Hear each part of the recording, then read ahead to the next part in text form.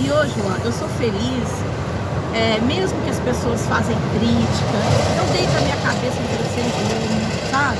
Eu não me importo o que as pessoas estão dizendo, muitas vezes dói, machuca, né? Das pessoas falar aquela expressão, marca golpista, ó, caloteiro e tal. Mas, ao mesmo tempo, eu vejo Deus tratando de mim, sabe? Porque é nessas fraquezas aí que a gente se torna forte. Como que a senhora gostaria que as pessoas te chamassem? Dona Marta, porque eu quero isso que eu venha ter realmente, a gente fala da questão do respeito, né? O respeito é bom e ele cabe em qualquer lugar, né? E eu quero recuperar isso, respeito, autoestima. Assim, autoestima não porque eu tenho, isso aí, sabe, não me abala. Marta, a cidade em suas mãos. Episódio 4, Dona Marta?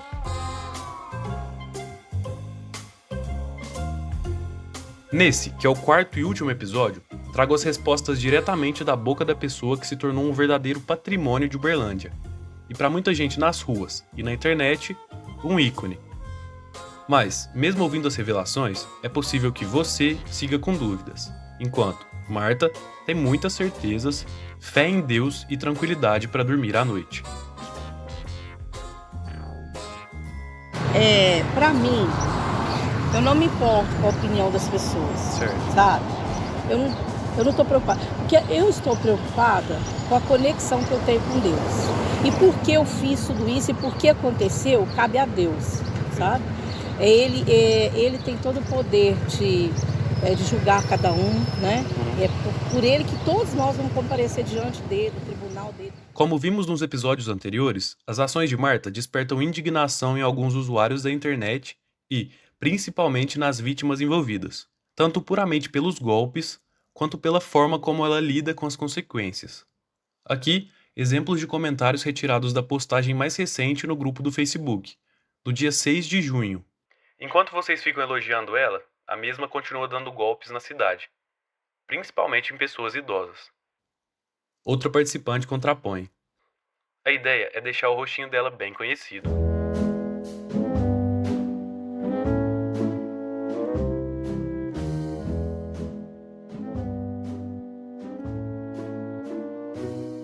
Uma crença muito forte permeia o universo de Marta. A convicção de que aqueles que ela deve serão, de alguma forma, recompensados no futuro, se depender da sua fé em Deus. Marta deposita essa confiança na divindade, acreditando que a justiça será feita e que os débitos serão quitados um dia.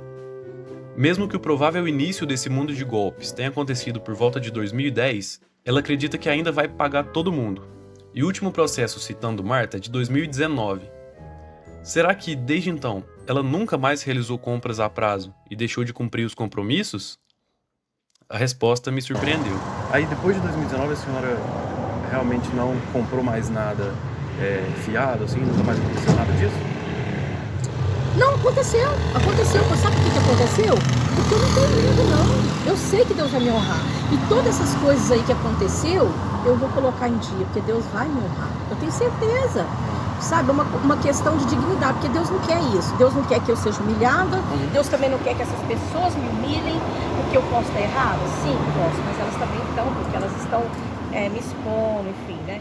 Vamos falar mais à frente sobre a exposição da imagem de Marta e seu posicionamento em relação aos erros que comete.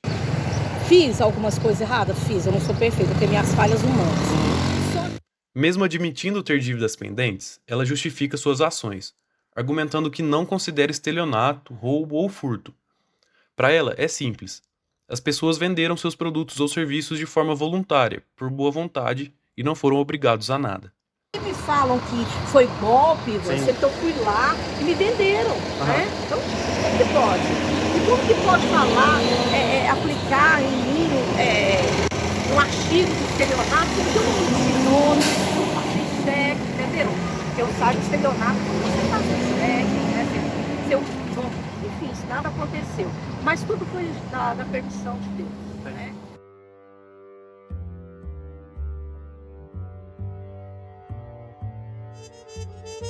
Agora, um pequeno parêntese nessa história, para falarmos sobre histórias. Um jornalista que tem sido fonte de inspiração para mim é o Chico Felitti, autor de podcasts como A Mulher da Casa Abandonada e O Ateliê. E no podcast Além do Meme, ele captura a essência das vidas de pessoas que se tornaram memes, desvendando as histórias por trás dessas figuras tão conhecidas e desconhecidas ao mesmo tempo. Esse produto despertou em mim a vontade de investigar a trajetória de Marta, uma personagem que conheço desde que mudei para Uberlândia. Chico, contar a história do Ricardo, conhecido aí em São Paulo como o Fofão da Augusta, foi de certa forma e além de um meme? Acho que de certa maneira sim, porque o Ricardo ele era conhecido pejorativamente em São Paulo como Fofão da Augusta, né? Porque ele tinha aplicado silicone no rosto dele, o rosto dele tinha ficado com 2 bolsões assim, de carne, então ele lembrava o personagem Fofão da década de 90 do SBT, que era um alienígena que tinha umas bochechas grandes. Muito me interessava isso, assim, que as pessoas reduziam ele a uma imagem e a um apelido, e meio ele estava lá fazia décadas e ninguém muito sabia nada além disso, as pessoas estavam contentes. Então, agora que você falou, faz todo sentido, era uma espécie de meme, assim, da cidade, uma espécie de piada interna da cidade que ninguém se interessava por ir além, assim, ou quem tinha se interessado não tinha conseguido ir além na história dele, daquela imagem, daquele apelido. Após 6 meses de investigação e imersão nessa história, Chico descobre a origem de Ricardo, revisitando um passado de glória em sua vida. Encontrando sua família e mergulhando mais fundo, o resultado dessa jornada foi uma matéria de grande sucesso no BuzzFeed. Com o passar do tempo, Chico conhece Vânia, o grande amor da vida de Ricardo. E dessa história de amor nasceu o primeiro livro do jornalista, intitulado Ricardo e Vânia, lançado há 5 anos. Convidei o Chico para conversar sobre a importância de buscar histórias intrigantes, que muitas vezes estão à margem, envolvendo pessoas que dificilmente receberiam destaque em jornais ou veículos tradicionais. Eu sempre me interessei muito em contar melhor as coisas, sabe? Eu achava as histórias muito mal contadas, então tem uma coisa muito parecida com o cara, o famoso Homem do Carro Amarelo, que é um exibicionista que tinha uma cópia de uma Ferrari em São Paulo. Ele ficava sentado em cima do capô dessa Ferrari num lugar público o dia inteiro se exibindo, não fazia nada. Nada. Ele sentava no capô da Ferrari dele e ficava parado no meio-fio para as pessoas olharem para ele e meio se exibindo. De novo, nunca tinha encontrado alguém que tivesse ido atrás da história dele, fui atrás da história dele. Assim, sempre que eu tinha essa oportunidade de contar melhor uma história que eu achava que estava incompleta, ou que achava que era rasa, a gente tinha se contentado com a versão rasa dela, eu fazia isso. Incrível, Chico, e é isso que eu tô tentando fazer aqui, mostrando a vida de uma pessoa que cometeu crimes, chegou a ser presa e, apesar de não se incomodar, teve sua vida afetada pela propagação de fotos e vídeos que serviam, em um primeiro momento, como denúncias e alertas nas redes. Eu tomasse a cidade inteira nas minhas mãos, você quer ver se eu não vou? Aí, como eu vi que não ia ter como, né, parar ela, de forma alguma, não adiantava chamar a polícia, não adiantava ver processo, eu fiz uma página dela no Facebook. Muitas pessoas falavam que não poderia, que ia dar processo e tudo. Falei, vai ser processo contra processo. Se você é atento e tem boa memória, vai reconhecer essa voz. É Kellen, uma das vítimas de Marta, a empresária responsável por fazer a primeira denúncia contra ela nas redes sociais. Ela nos ajuda a costurar a linha dos acontecimentos, partindo do início, quando criou a página no Facebook. Marta, por sua vez, comenta e reforça a perspectiva de que suas ações não podem ser consideradas golpes. Realmente, quando começou, a pessoa que jogou, né, na internet, ela era gerente de uma loja, né? E ela ficou muito irada, porque realmente eu comprei muita coisa, mas, né? Ela entregou, eu não fui lá, porque me falam que foi golpe, então eu fui lá e me venderam, né? Quem não dá muita importância para o fato da figura ter cometido crimes é grande parte da população uberlandense, de acordo com a empresária. Ela é o ícone, assim, o povo adora. E teve uma época assim que ela dava um passo, a Marta tal lugar. A Marta está agora comendo tal lugar, a Marta está agora no cabeleireiro, a Marta está agora no ônibus. Aí o povo começou a conversar com ela teve ciência da página, ela teve ciência que ela é a Marta golpista. E aí o povo começou a mexer com ela na rua. E aí ela ficava brava e ela soltava, assim, coisas hilárias. Você sabe que tem muitos vídeos meus aí que as pessoas filmam que eu fiquei brava, né? Sim. Que olha, que não sei o quê, né? Que revoltada, queria me defender. Mas hoje, Hoje ainda, alguma delas me incomoda, eu fico irado, quero falar. A carne grita, né?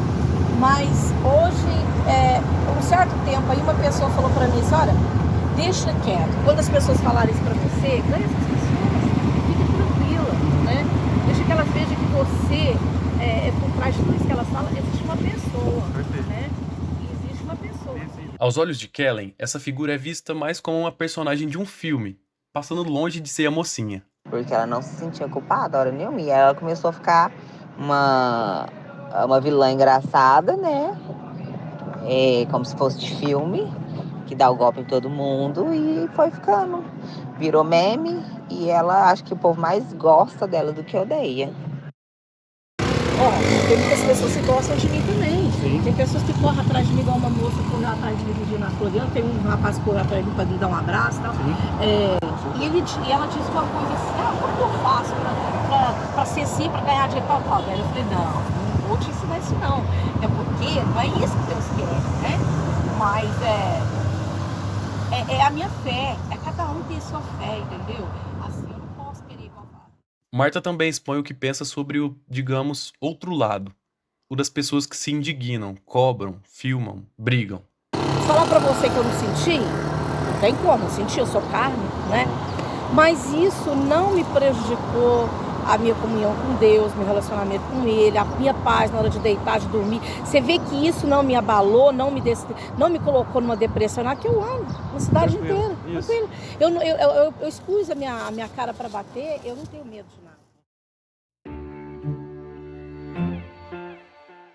No amplo mundo do direito, uma questão delicada e controversa surge nos últimos anos, por conta das redes sociais, principalmente. É o direito ao esquecimento. Um tema que levanta questionamentos sobre liberdade de informação e privacidade individual. No contexto brasileiro, não há previsão específica sobre o direito ao esquecimento em um corpo jurídico consolidado. Ele ainda não se solidificou, não existem regras claras, não existe uma lei de direito ao esquecimento que prescreva, então em tanto tempo a internet precisa deletar as menções, em tanto tempo precisa. Não tem nada disso. É tudo meio ainda etéreo, assim. Uhum. A primeira vez que eu vi a definição de direito ao esquecimento foi em um episódio do Além do Meme, apresentado pelo Chico.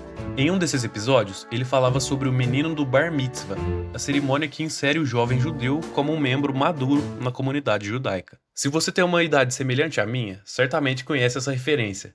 O menino cujos pais são demais e que com eles não tem. Mas se você não se recorda, ou gostaria de relembrar mais detalhes, recomendo ouvir o episódio O Menino do Bar Mitzvah, no podcast Além do Meme. Depois que terminar aqui, é claro. No episódio sobre o menino do Bar Mitzvah, você trata de direito ao esquecimento, né? Que esse menino, que hoje é um rapaz, né? Não foi dado a ele esse direito, certo? Eu acho que com o tempo pode até ser que venha, mas a gente ainda lembra dele, né? Já faz um bom tempo a gente ainda sabe o nome e o sobrenome dele, então é sinal que não. Nesse episódio, o Chico lê um trecho da monografia da Érica Letícia Avelar, da Universidade Federal do Rio de Janeiro. A definição dela sobre o tema é a seguinte, abre aspas. O direito ao esquecimento é uma ferramenta concedida ao indivíduo, em especial o indivíduo que vive na sociedade da informação, que lhe permite escolher como serão tratados seus dados pessoais, ou mesmo suas fotos, vídeos ou fatos a seu respeito, que ocorreram, mas já foram superados, não havendo interesse público ou interesse informativo relevante na perpetuação da sua divulgação. Assim, permite-se que cada indivíduo tome os rumos que deseja, sem ser eternamente cobrado por acontecimentos que aconteceram no passado e já não fazem parte da sua realidade atual. Fecha aspas.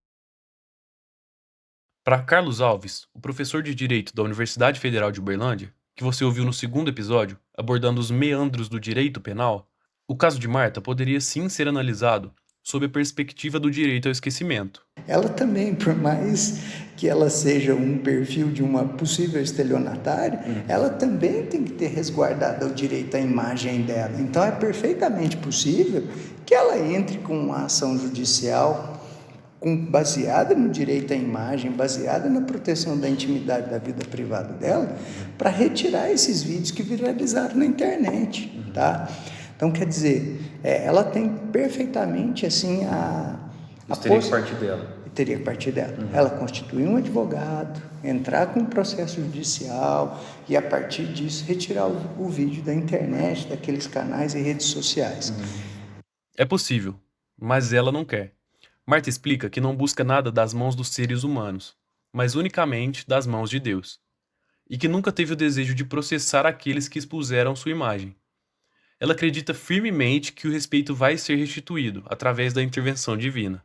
Quero que nada venha do homem, eu quero que tudo venha de Deus. Se eu quisesse usar uma força física, uma força do homem, eu teria procurado recursos para tentar me expor, para tentar justificar, ou tentar explicar para as pessoas que realmente eu sou.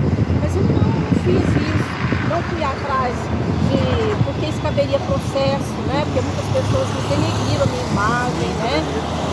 Eu não fiz, porque eu deixei para Deus fazer, porque Deus vai fazer, né? Cada pessoa que julgou, que xingou, que falou, enfim, eu tenho entregado para Deus. O professor explica que à medida em que o tempo influencia na nossa vida e nos caminhos que a gente trilha, é justo que determinadas condutas fiquem no passado, em nome da proteção da intimidade e da vida privada. Então, em algumas decisões judiciais, o que os tribunais superiores fizeram? Olha, se você tem site de busca na internet, você pode simplesmente colocar um nome lá, professor Carlos Alves. Beleza, não tem problema. Mas desvincule ele de determinadas ações judiciais que correram em desfavor dele ou determinadas questões que estavam ligadas à imagem dele, como, por exemplo, um vídeo que viralizou. Esse direito ao esquecimento não está bem tipificado, né? A gente não tem uma previsão específica dentro de um corpo legislativo no Brasil. A questão do direito ao esquecimento, que a gente tem que analisar ela, é o seguinte: o direito ao esquecimento ele está dentro de um conjunto de direitos que formam um sistema de proteção do indivíduo. Tá? Então, você tem vários desdobramentos disso. Como a rede social ela potencializou demais a capacidade de informação em relação a tudo, existem certas situações que elas acabam agredindo os nossos direitos fundamentais, principalmente as esferas da intimidade da vida privada.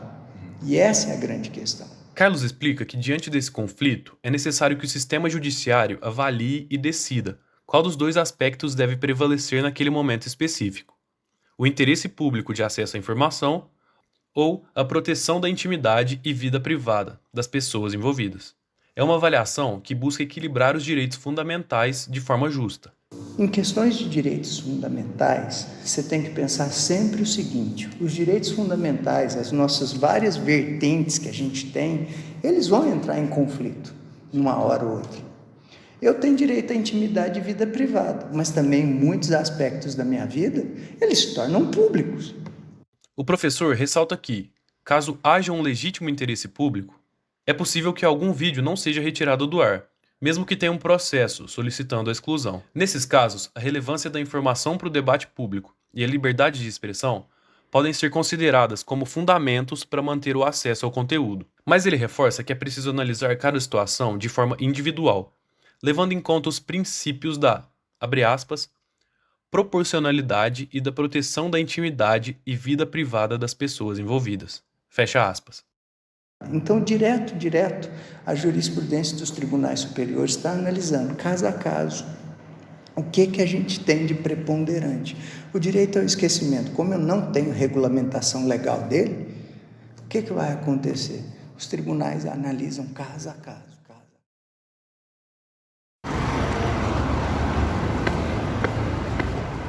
De volta ao centro de Uberlândia, próximo à Igreja Universal,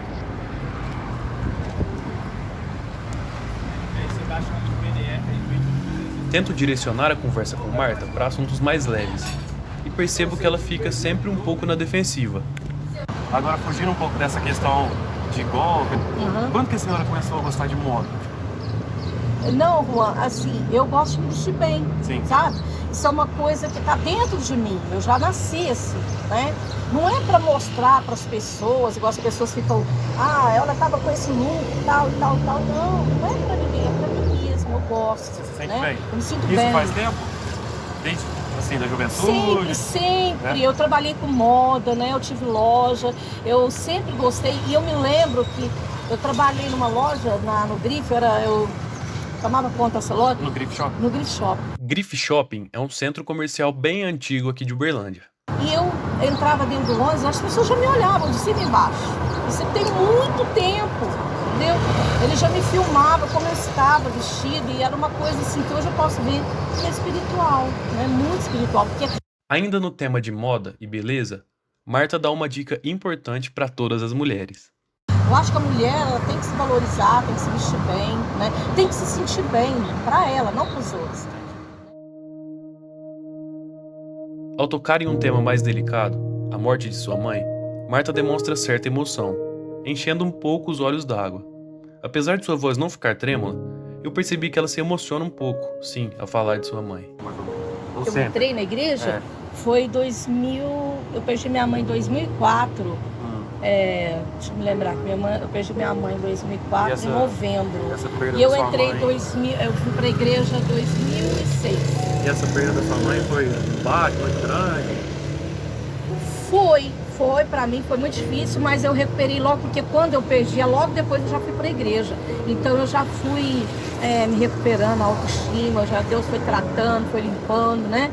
Essa perda foi muito grande pra mim, sim. Mas hoje pra mim, assim, eu superei plenamente. Eu lembro da minha mãe com amor, com carinho, mas não choro, não tenho tristeza. Deus me curou, sabe? Porque até então eu li o Salmo 90, né? E aquele dia Deus me deu entendimento. O Salmo 90 fala que a duração da nossa vida aqui na Terra é até 70 anos. E que passar disso, muitas vezes, é enfado e canseira. E a minha mãe morreu com 70 anos, certinho. Foi uma mulher muito forte, uma mulher que me ensinou muita coisa. Então, assim, Deus me curou por completo, sabe? Depois de comentar sobre esse baque, pergunto de outro, as prisões que teve. Ela fala brevemente sobre, e você pode reparar que nunca durante a nossa conversa, ela solta das mãos de Jesus. Enfrentei sim a 2 prisões, né? Não querendo comparar, mas Jesus foi preso, tá? Jesus pagou um preço, foi morto pelos pecadores. Então se me julga, a cidade inteira me persegue, e porque sabe que eu sou pra mim.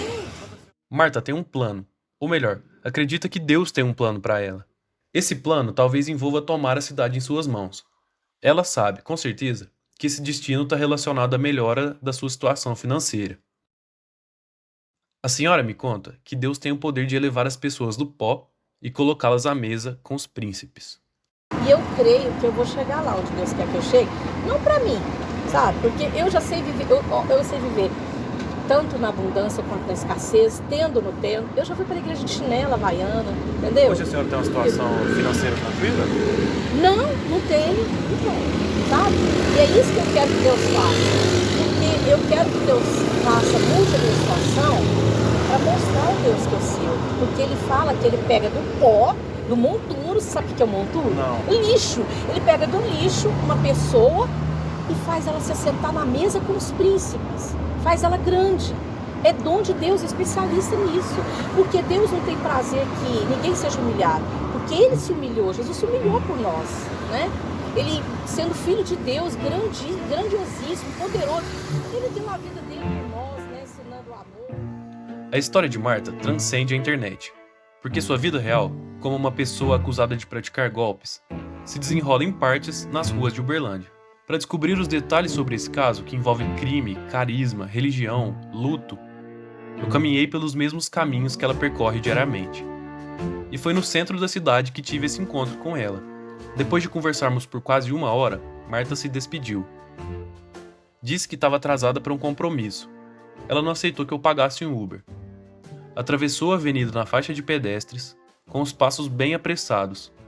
E por conta desse trotezinho, quase tropeçou na barra de sua calça pantalona rosa.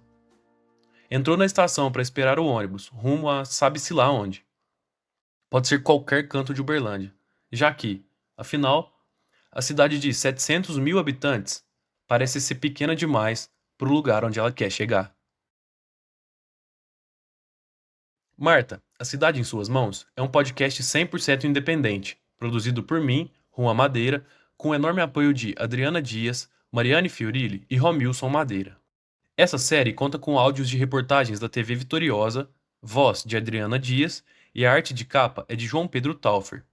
A trilha sonora é do Slipstream. A intenção desse produto documental é contar uma história que pulsa nas ruas de Uberlândia, com total respeito às pessoas envolvidas. Muito obrigado por ouvir todo o podcast. Se você gostou, compartilhe com uma amiga ou um amigo e avalie no seu player.